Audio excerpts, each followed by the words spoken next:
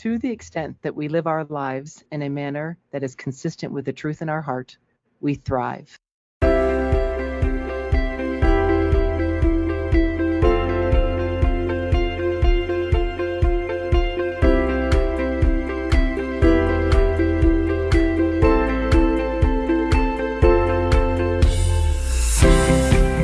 Welcome to the Meyer Clinics podcast, and you just heard a quote from one of your hosts, Dr. Lisa Day. Join our licensed clinical professionals from various backgrounds as they discuss fascinating mental health topics with a wide range of guests.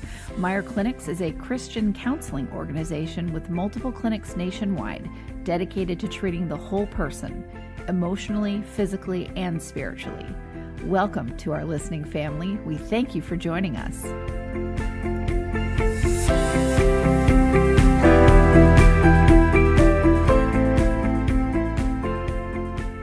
Hi, everyone. Kristin Walker back with Dr. Lisa Day, registered nurse and clinical psychologist. Hi, Lisa. Good afternoon, Kristin. So we just did a show about the benefits of animals in terms of your emotional and mental well-being. And now we're going to talk about the grieving process when it comes to our four-legged, not always, but most of the time, four-legged friends, which is necessary. We already don't allow ourselves to grieve for our human people that we've lost. We really don't allow ourselves to grieve when we've lost a pet. So this is an important show. I'm glad that you wanted to do this.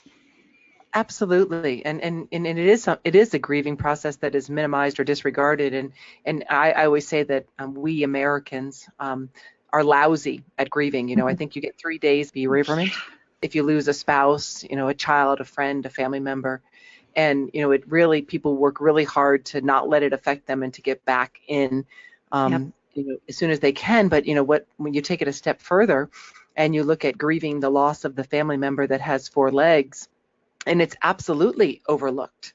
And people can be callous, and I don't know that they intend to, and say, well, why don't you just get a new pet? and they don't understand that there's many layers to it's why. It's like saying, get another new child. Why don't you just lost a child? Get a new one.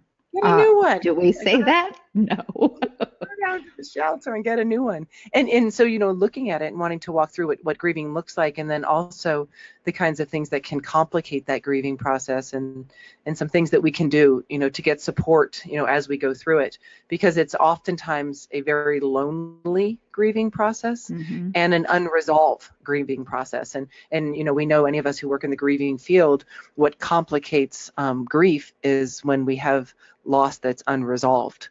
And so, when we look at, grieving the loss of a pet, there's many reasons, why it's so complicated. And the first one out of the gate is that, that pet, as we've spoken in our previous podcast, is oftentimes, for many folks, the main or even the only source of unconditional love and acceptance. And so losing that unconditional love and acceptance and losing that emotional support is profound. To come home to an empty house where you're not greeted with that waggy tail and all of that, energy is harsh. Yeah, and I want to hear about, what you mean by unresolved. Oh, absolutely. So, oftentimes when folks come into my office and they're grieving something, and the other day I had a client in here, and she's definitely going through a grieving process.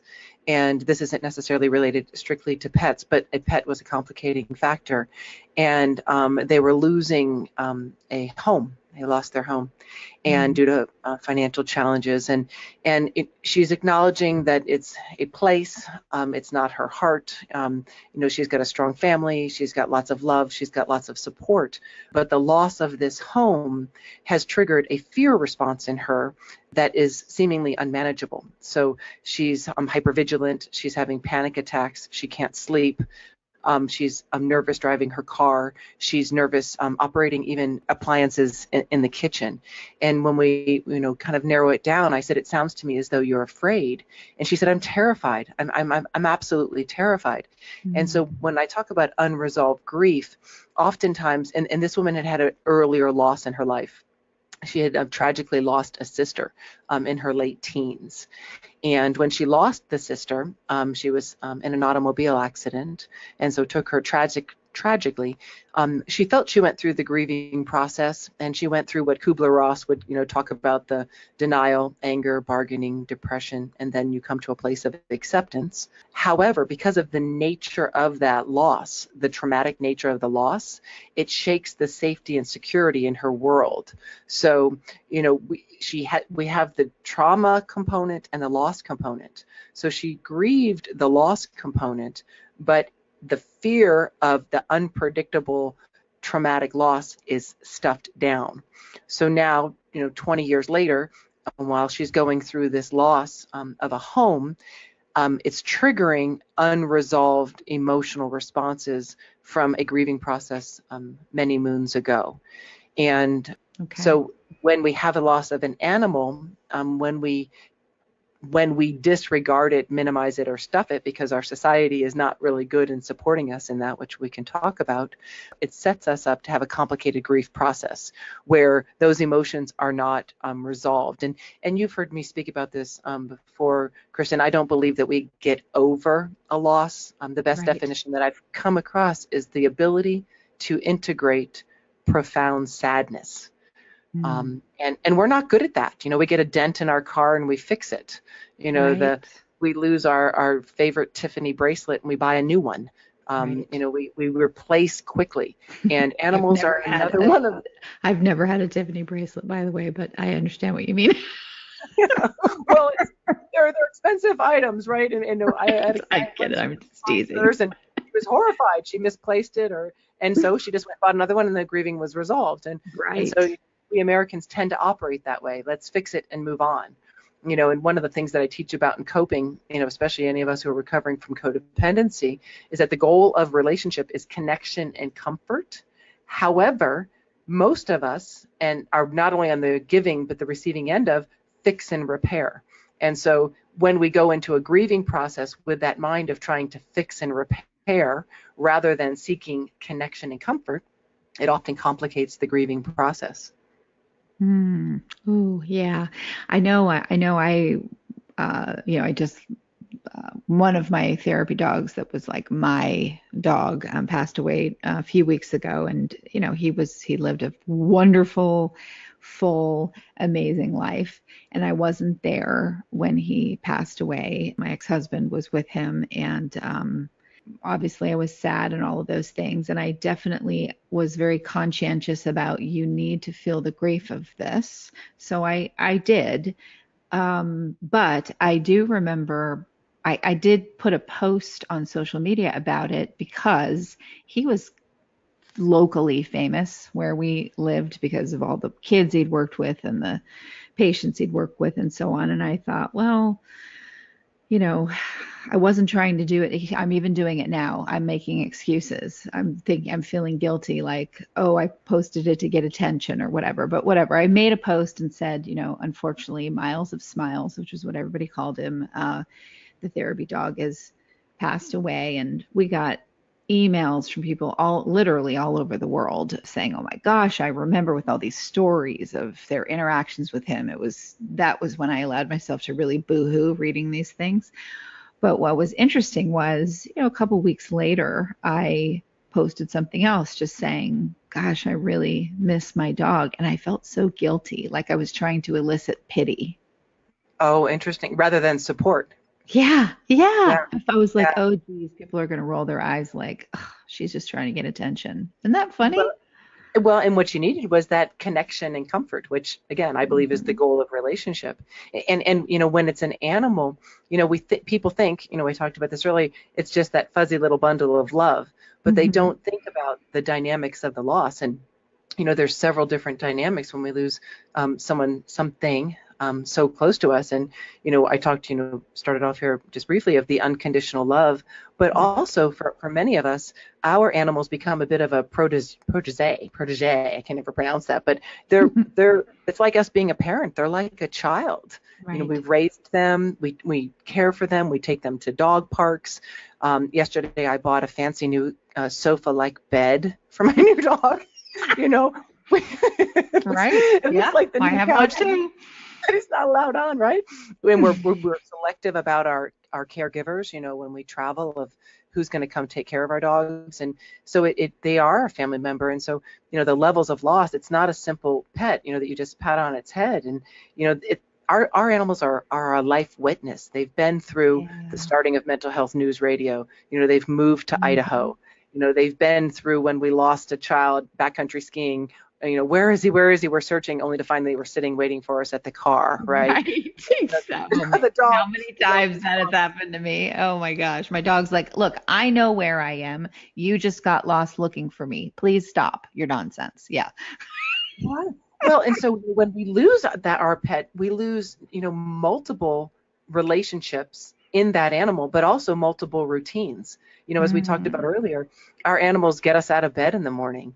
Our animals get us outside, to walk them. Our animals put us in relationship with other people who have other animals, be it at the dog park or the other dogs that we, pass in the neighborhood when we're walking.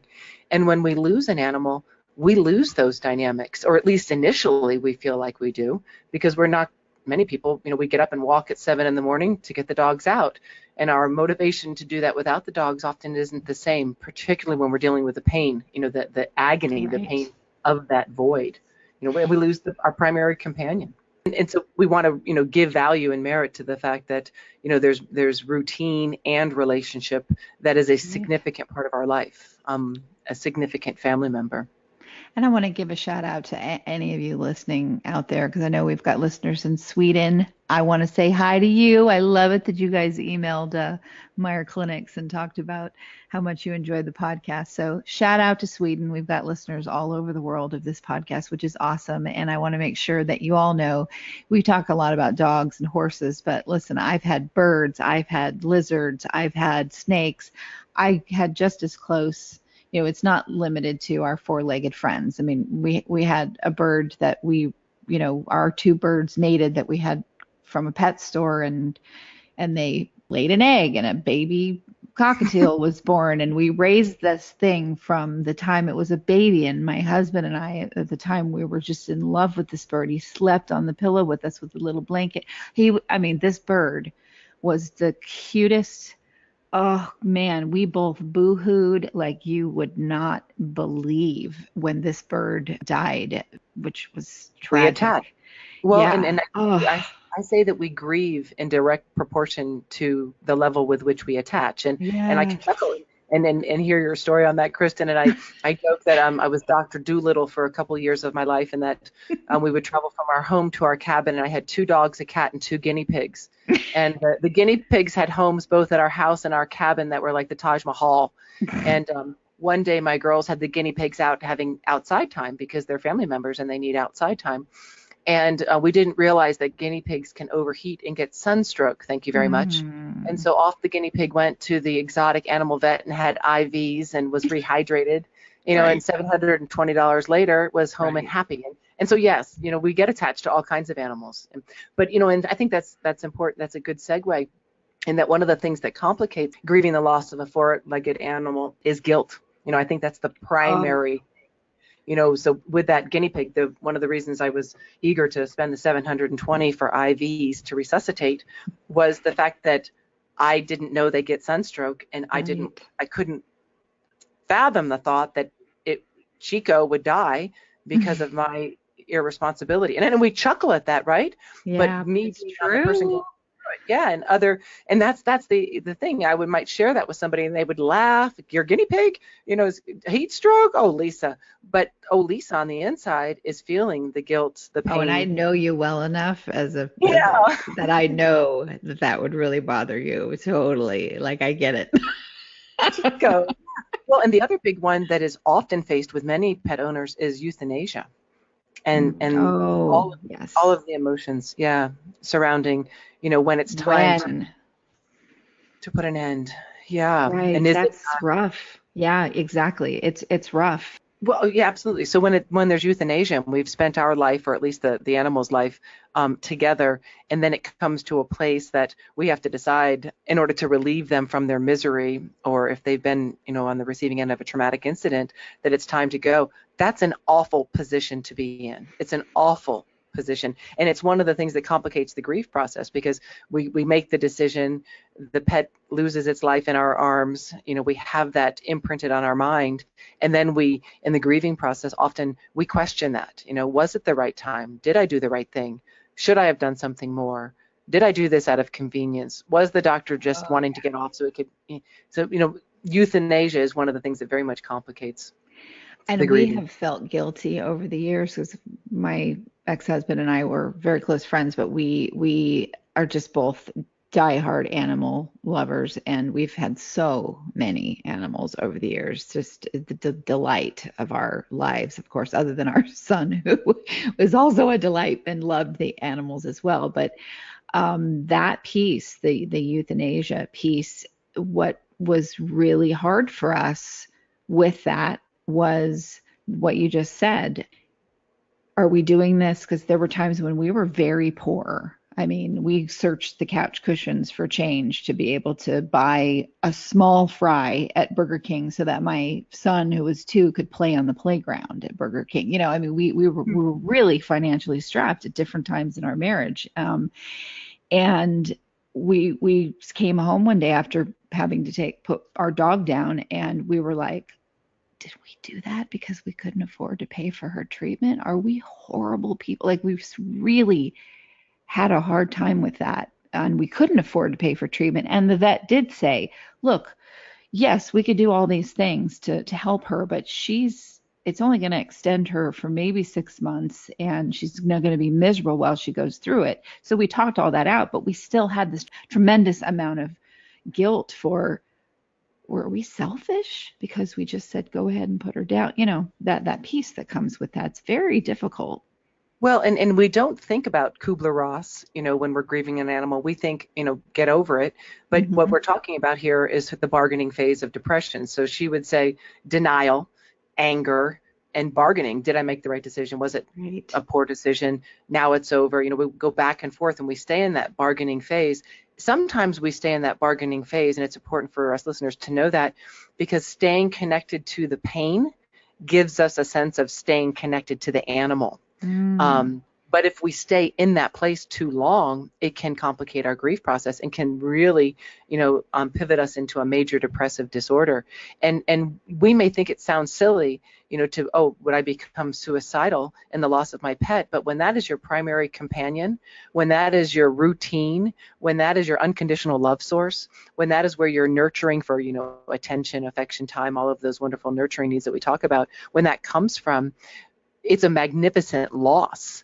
And then when we mhm. begin to bargain back and forth, did I do the right thing, not the right thing, not the right, we get stuck, we perseverate. And oftentimes, and it's important to know that it's okay to seek counseling. It's okay to go to a therapist and say, I'm really having a hard time with the loss of this animal and my guilt associated with it. I mean, guilt is a Absolutely. major cause of depression. Absolutely. Yeah, absolutely. I have this young man that when I lived in a different place, I spent more time with him, but he had treatment resistant depression. I mean, literally, as they tried, he was on, I think, 42 different antidepressants. They misdiagnosed him multiple times. And this is over the course of a 10-year period of his life. He was suicidal often, and had ECT. I mean, just they literally tried everything. And the thing that brought him to a wonderful place in his life was he got a dog, and it was his service dog.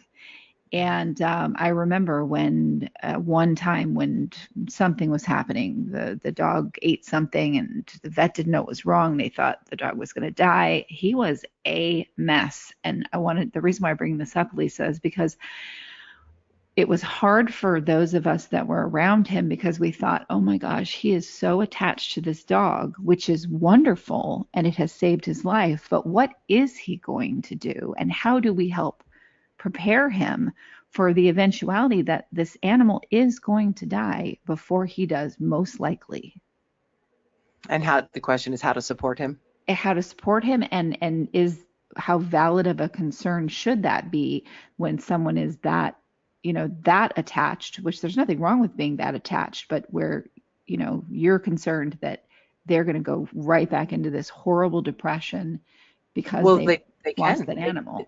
They absolutely can, and they don't necessarily have to have a severe, treatment-resistant depressive disorder. We often find with elderly folks who have suffered multiple losses and their life partner and family members and friends, and then they lose their animal who is their primary companion, and they go into a severe depression. And I think that, friends and family and therapists alike, we want to, support them through that. And, the things that we want to be aware of in doing that is, we want to be very patient and we want to be very kind with that individual. And to the extent that we can validate and we can acknowledge and we can affirm the loss, go right to it. We as Americans, again, we're terrible. We say, well, time heals everything, and he had a good home, and look at all the years together that you had, and you can always get a new one, and here, why don't you come walk my dog? But really what we want to do is we want to go right toward that pain. And even if it's a pending pain that, he's ailing, and we need to embrace that our time is limited, and I can't imagine what that would be like for you. I know how very important he is to you, and we go right toward the pain, and we're afraid of that. Most of us are afraid to. We want to say something that encapsulates it, and all that does is, the listener just shoves the emotion down. Hi, this is Dr. Paul Meyer of the Meyer Clinics. Our Christian counselors across the country have a goal of helping all those who come to us to become what God has called them to be. If you're in a situation where you're not at peace within yourself, or you just feel like there's joy that's missing in your life, we can come alongside to help you obtain peace and joy. This message is sponsored by the Meyer Clinic Foundation, a nonprofit Christian counseling ministry. The number is 1-888-7-CLINIC, 1-888-7-CLINIC. The other thing that's really helpful in a situation, either a pending loss or a current loss, while we want to be patient and validate, affirm and acknowledge, it's often very helpful to find an ally, meaning, and this may not be someone close to you, but someone who's gone through a similar loss. Oh, yeah. Follow me? And someone who is open about it, who recently or in the past, and to reach out and say, I'm going through this, and I just wonder if I might spend some time with you or share some time with you. And I know, Kristin, in your loss, I sent you a poem prayer that was given to me 20 years ago from my mother when I lost one of my first dogs, a Labrador. And I've kept it in my schedule book for 20 years. And I've given it to, I can't even tell you how many people, because of how much, and all it did was make me cry uncontrollably, right? So I had a good ugly cry reading that night. which again helps us. Yeah, the magnitude, of that pain that's in there. And so, when one does lose an animal, we want to provide that space for them. We want to, look for support from others. What's helpful for us is really to try to engage in the overall picture of their life. When we're grieving, we are grieving the traumatic loss, the ending of what we had. And, as we are able to, reflect upon when we brought them home and when they pulled that chicken off our counter or ate every, left shoe, all of the other funny things that they did, it's helpful, to in integrating that profound sadness to think, in addition to the loss, we want to think about the life that we shared and the things that we're grateful for, as a part of them. What I wanted to ask you about in relation to this, when you talked about doing a show about this, is when you're working with a patient who has any kind of an attachment disorder, and we've done shows on this, so this does relate. How have you seen that manifest in terms of their ability to really feel the grief of a pet? Oh, I'll speak to that. And this one, Dad, if you listen, brace yourself. So I love my father dearly, and he's an amazing man.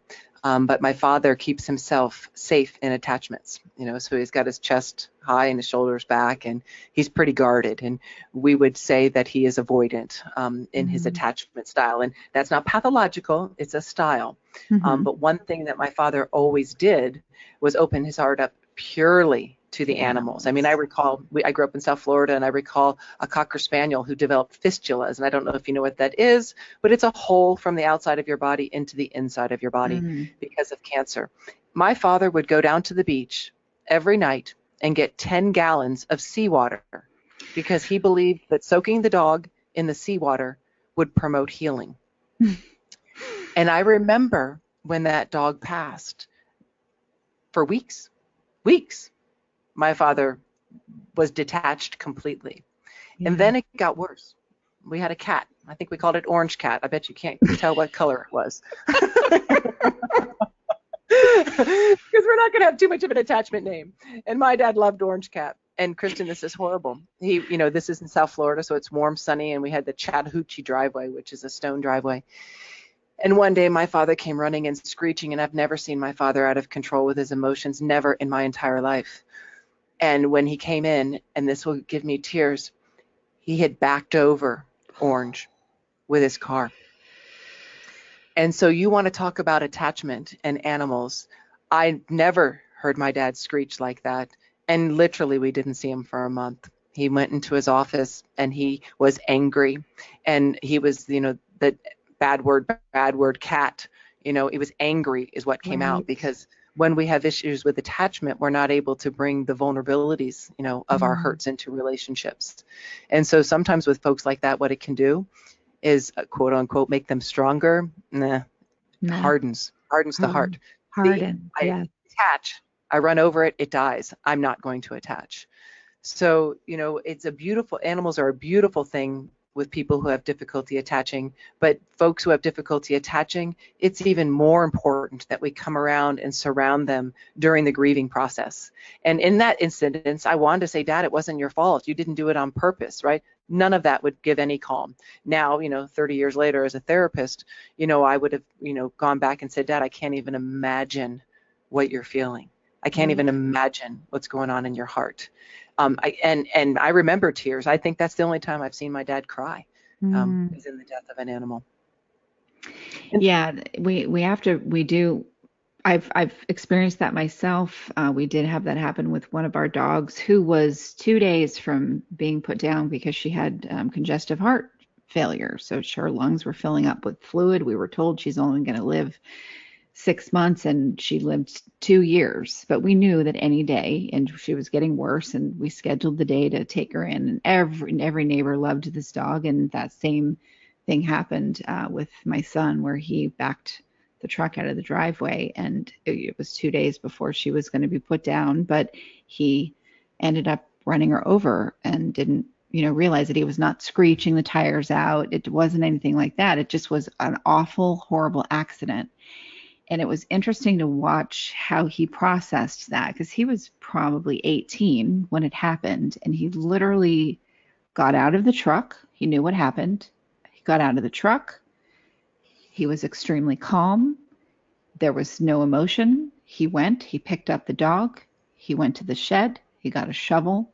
He went out in the yard. He buried her, went in the house, went in his room, and we did not talk about it. I would try to bring it up, and he just would not talk about it. And then years later, he had another dog that ended up running away, and then we found her. She had passed away, got hit by a car, and he cried. My son does not cry. It's not like we told him you can't cry. He just is like that. And he cried so hard about this. And I thought, you're not just crying about that dog, you're crying about the other one too. The other one too. And that, that actually brings up a really powerful point, because often in therapy, when there is a tragic loss, there was a client last year, our snow levels get so high that they come up to the fence line, and anyway, it's the guilt. I shouldn't have let her out. I knew she was going over the fence. I shouldn't have let her out. And unfortunately, she was hit by a car. And so the question is, what do we tell the children? And she said, I just want to tell the children that she went away and she didn't come back, and we're going to go look for her, or that someone stole her, or we want to protect that would our be children. horrible. We don't want to do that. When our animals are ailing, we want our children to be able to experience that loss, because unfortunately death and ending is a part of our life experience. Yeah. And we want our children to see us and our family members to see us mourn. We were tempted to go, well, I ran over the dog, or, she got hit by a car. Let's move forward. Come on, let's go to dance class. It is what it is. We had a great life. And we don't want that. We want to allow ourselves to cry. We want to cry with our children. We want to allow them to cry. We want to assure them that it's not their fault, especially if it's the child who left the door open and the dog was hit by a car or ran over, as you mentioned with your own son. We want to say, that I can't even imagine what you must be feeling in your heart, and you want to hold them and cry with them. And if it's a circumstance where they're going to be euthanized. I know that my last lab had to be euthanized, and he had eaten a sock when I was out of town, and it strangulated his small intestines and developed gangrene. It was awful. And after consulting with the doctor, and the doctor said he wouldn't survive surgery because they would need to remove his stomach. And I went home, and I got my girls, and I said, we need to come say goodbye to Lakota. And it was an awful, beautiful moment. And it imprints on your mind. I remember sitting on the concrete floor of the vet's office with my girls and the dog in my lap, and just like your son, bellowing, emotion of knowing that soon my girls would exit and I would come back in and Lakota would be gone. But with our children, we want them to feel the grief. We want to assure them that it's not their fault. We want to assure them that in all likelihood, we are not going to die, because that whole safety and security dynamic, the fear that now that ended suddenly, are you going to end suddenly as well? But it's huge. It's huge. It's huge. And it's really touching too with any person when, they are maybe someone who would be called stoic. They don't show emotion, and then they get very attached to an animal. I've had people get made fun of for that, and so they get embarrassed at how attached they are to an animal. And I always think, please don't tease them for that attachment. It's wonderful that this quote unquote stoic person is now being vulnerable and sharing love and receiving love. Please don't tease them for doing that, even if their whole life they've been someone who didn't do those things. Celebrate it. Oh, I flat out wear it on my chest. I am absolutely codependent with my dog. I am the most pet codependent person and I don't hide it. But absolutely, when someone who's stoic and avoidant of attachment, we want to honor that, and we want to go right to it. And to the extent that we can, verbalize empathy and connection and value of that, which we don't do. We're really, really bad at that. And so, when we look at grieving the loss of a pet, and we look at the multiple relationships that are lost, and the loss in routine activities, it's complicated by the grief. It's complicated by if it's a traumatic loss. It's complicated by the decision to have to euthanize. And all of those factors, if we don't honor them in ourselves and in our family members and friends, are stuffed emotions. And again, are going to, contribute to that complicated grief buildup, if you will, that interferes with our ability to attach. So it's all, this life cycle, if you will. It's all moves into each phase and is connected together. Here's a great activity, listeners, that I participated in once, and I am absolutely going to do this again because I've forgotten about it until I've heard you talking on this show, Lisa. I had my friend, we all have different friends, and their closeness is varying, and some people are you're friends with for a period of time and then they're not in your life anymore because of moving or whatever the reason is. But I was asked by a friend that wasn't a really close friend, but she had lost her home had burned down and her cats were in the home, and it was just utterly and completely devastating. And she asked 12 of us, and she included me, and I was honored to be included. But we did I'm gonna try not to cry. We did a pet grieving ceremony, and we invited people that we knew would understand and not make fun and be open and okay with being a part of this. And we actually just sat together around a fire and we talked about our animals and cried together, and it was amazing. It was amazing. I cried about animals. I cried about my hamsters when I was 7 and they died. You know, I mean, we got so much grief out, and it was so nice to do it with other people that weren't going to judge and would understand. And some of those women are like my closest friends today, and we didn't really know each other when we showed up at this grieving ceremony. So I would encourage people to just take that into consideration, that maybe that's something you might want to think about doing. Well, absolutely. I mean, grief is an absolutely normal process and normal response to death. And yet our culture doesn't have many ceremonies or rituals, if you will, surrounding the loss of a pet. And we're expected, and it's an unstated rule, but we're expected to go, oh, well, you know, oh, Buck well. up and move on. Yep. Yeah. And so, you know, a couple of things that I tell folks when I work with them grieving through these is I say, don't let anyone tell you how you should feel. Don't let anybody tell you that it's better and that you'll get over it soon.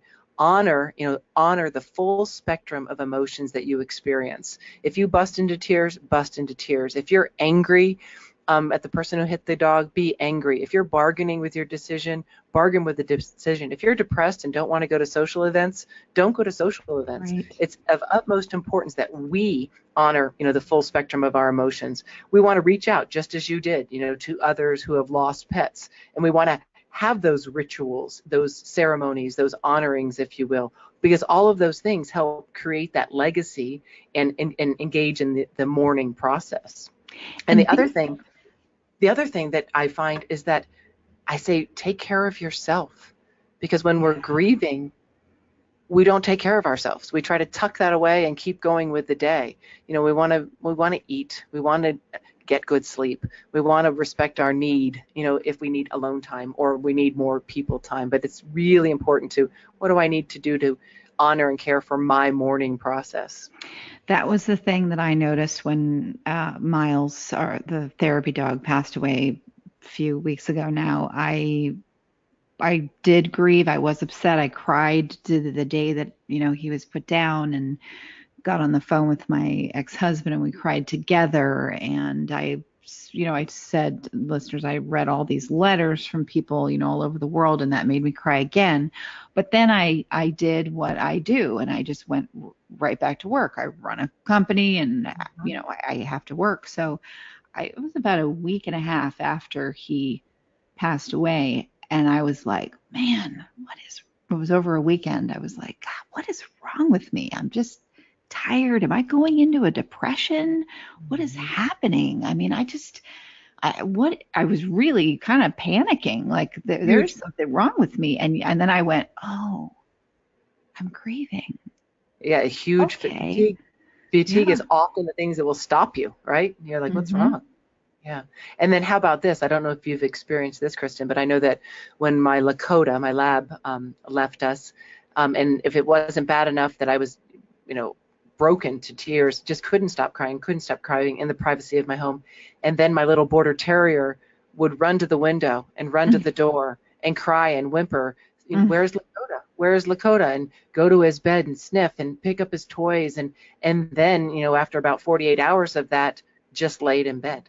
Yeah. And, then you realize that your other animal is mourning, which again, what do we do for that? We need to keep our routine up for our other animals. We need to walk them. Yes. We need to play with them. We need to hold them and allow them to mourn our other family members. I mean, it's a real life event, when we lose one of our four-legged family members. Right. Exactly. And it's what, for those of you listening that, you score high on the ACE, the Adverse Childhood Effects Test. We get used to exits, and we are used to trauma, and we build up these walls that we needed as kids in order to protect ourselves. And then those walls become steel structures as adults, and you spend a lot of your adult time then trying to take them down and have them be permeable, healthy boundaries, but not steel structures. And part of what helps you do that is this relationship that you can have with animals. And it's also we don't tend to notice when our bodies are telling us that we're grieving or that we're tired or that we're stressed out or whatever. So I bring that up as a point, is I didn't know that why I was tired and feeling stressed and feeling like I was in quicksand over my dog, that weekend that we just talked about. It's so easy for me to just go label it as something else. And because of those childhood adverse effects, that going to therapy and talking about these things and practicing self-care is what helped me not do what is as natural as breathing, which is to avoid, and just keep soldiering on. All of those things that I do to take care of myself helped me recognize this is grief. And I was able to say, it's totally okay. Of course you're tired, and be a good friend to myself. Whereas a few years ago, I would have just blown right through that event, not even thought about it, not missed a beat, and then probably would have ended up, in severe emotional distress years later and not realizing why. So I say that just to say it's a good thing to allow yourself to grieve, as Dr. Day is saying, because when you've had early childhood trauma, we can just not even, it's as easy as breathing to just not process these things. Well, and as you're talking about, we grew up in those dynamics that you describe, vulnerability is not a safe thing. And so as we talked about in the previous show, attaching to an animal is a wonderful way to heal that vulnerability and to explore healthy attachment. And though none of us want to look toward the ending of our dog's life, allowing ourselves to experience the vulnerability of, I am grieving and I have given my power of connection and attachment away, is a part of the healing process. Right. And so, both the attachment and then the healthy grieving enables us to grow in our wounds from our childhood in a way that we can't even imagine. And we would never say, here, I want to prescribe this dog to you to attach and then to lose so you can heal. But inadvertently, when we embrace that opportunity and value the emotions associated with it, the healing occurs. I mean, I just brought this new dog into my house. I think I shared that with you, Kristin. We're a whopping 3 weeks, and I believe she's a Pyrenees Lab mix. The first thing I did was look up their expected life expectancy, and I thought, oh no, I only have 10 years with her, right? It's because they have short attention. Bigger dog, yeah. Yeah. But the other thing I wanted just to point out, because this has presented itself to therapy a couple of times, while that vulnerability is probably the most precious, important, and powerful components of attachment and loss, I wanted listeners to know that sometimes folks come in and they ask me if either are they having psychoses or a woo-woo spiritual connection. It's not at all uncommon for days and weeks following the loss of an animal to hear their clinking of their collar, to sense them sniffing your neck, to feel as though they've jumped on your bed, meaning we often hear, smell, or sense things that we think, oh my gosh, what's going on? Is there a ghost?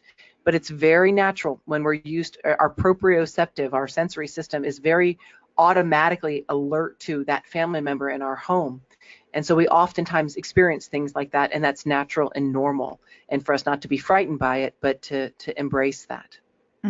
Well, what a wonderful close to this topic today. Thank you so much, Dr. Lisa Day, for wanting to do this series on animals and how important they are in our lives and how good they are for our mental health, and how we are absolutely allowed to honor ourselves and them by grieving when we lose them. Kristin.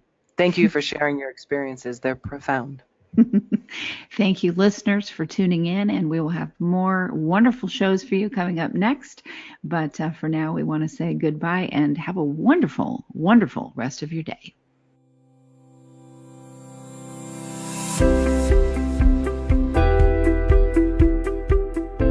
We hope you enjoyed this podcast. Tune in next time for another engaging discussion on relevant mental health topics. If you have any questions about Meyer Clinics, please visit our website at meyerclinics.com. That's MEIER clinics.com, or call us at 888-7-CLINIC. Don't forget to leave us a review on iTunes, Stitcher, or any of your favorite podcast apps. And please note that we are a member of and produced by Mental Health News Radio Network, MHNRnetwork.com.